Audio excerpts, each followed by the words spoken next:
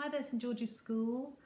We're into week 2 of the Luna Park workshops, and today I'm going to show you how to make an exquisite corpse drawing. Okay, so what you need for this activity is a pencil, a piece of A4 paper and an envelope.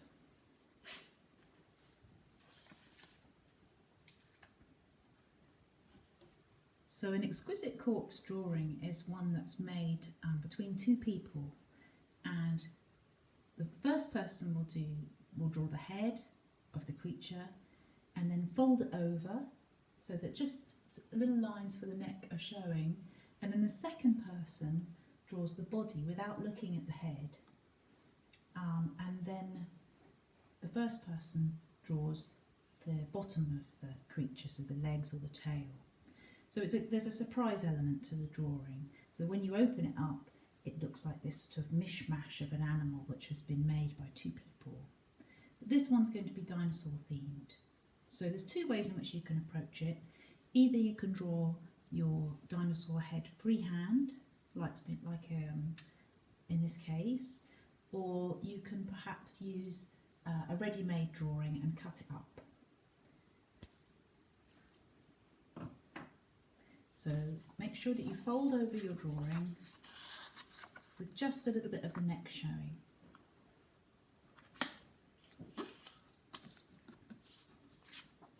And if you need to extend the neckline down a little bit, then do that with pencil. And then fold up your piece of paper so that it fits in your envelope. Because then you want to take it home to somebody who lives in your house. Ideally somebody older than you, like your mum or dad or aunt, or granny, but somebody who lives in your house. And ask them if they'll do the body part of your dinosaur with pencil. And then they will put their one back in the envelope for you to bring it back to school. Okay, so then your older relative at home receives the envelope without you looking. They take your drawing out of the envelope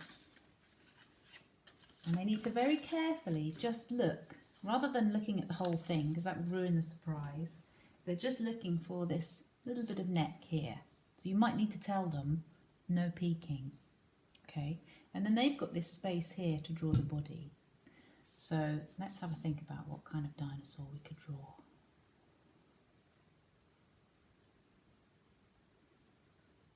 There. And then I want to make sure that these lines extend down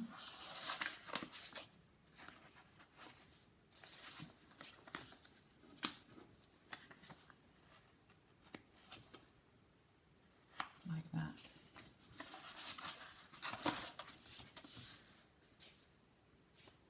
So that's where the final bit of the drawing will happen on the piece of paper. So then your older relative puts the whole thing back in the envelope for you to bring it back to school, and they seal it so that you don't get a chance to peek. Okay, so then you take the envelope that you've brought back from home, and hopefully it will have had a head drawn by you, a body drawn by someone in your family at home, and now it's your turn in school to draw the final bit. So the legs, the tail, you might have more than one leg, you might just have one leg.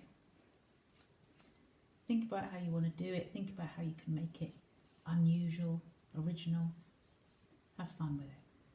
And again, you can always copy dinosaurs' legs from the internet or from the drawings that have been sent down to the school.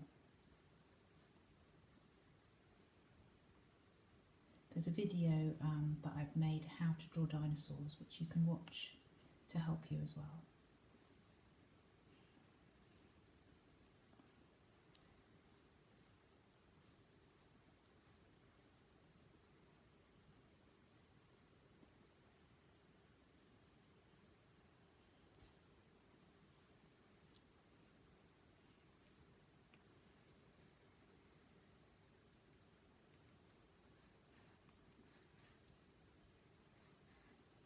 So when you've done your dinosaur legs, then you might want to open it up and see what he looks like.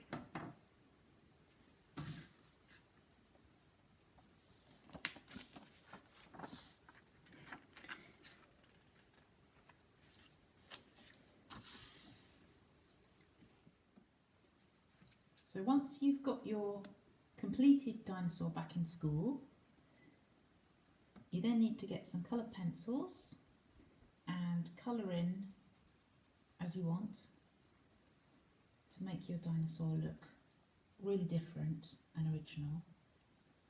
You might want to give them a name. So this one's called Spikertops, but think of a name that suits your dinosaur. And then it would be great if you think of a short story to go with your dinosaur. So think about what your dinosaur might be, what they like and what they dislike and what they do during the day. And that's your Exquisite Corpse.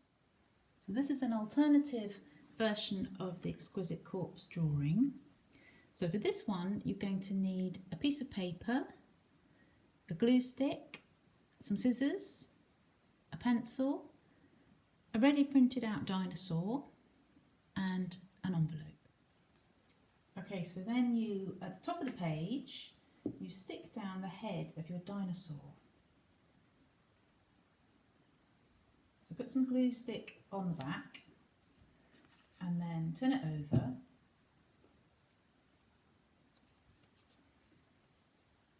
And then stick it towards the top of your paper. And then what you need to do is get your pencil and draw some imagined necklines that come down, because you're going to need to fold the paper over. Okay, so once you've stuck your dinosaur head down and you've drawn your necklines, you fold the top part of your paper back on itself and fold the bottom part of the paper underneath, so that you've only got the two necklines showing, and that's all you've got showing. Otherwise there won't be any surprise. And then you put it in the envelope provided, and you take it home to somebody in your family who's living at your house to do the body part. And you have to say to them, no peeking. So then your older relative at your home will take the envelope, take out the drawing that's all folded. They won't peek. Might have to say, no peeking.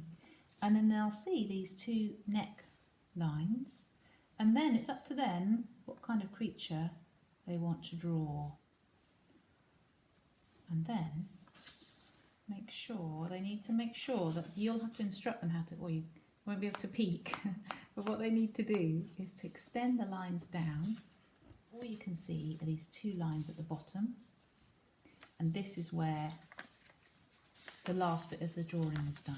So it goes back in the envelope with you, without any peeking, back to school. Okay, so then you bring the envelope back into school and you open it, and no peeking. And what you should find is a folded piece of paper with two marks at the top. And these are the marks, these are your guides for drawing the bottom part of your dinosaur. So you can take ready-made legs, and then you might have to use a pencil to adapt them to your drawing. So use a glue stick, stick your legs on, like that, and then you might want to use a pencil just to extend the lines, like that. And maybe add something like a tail. And then when you think it's finished, you open the whole thing out, and then surprise,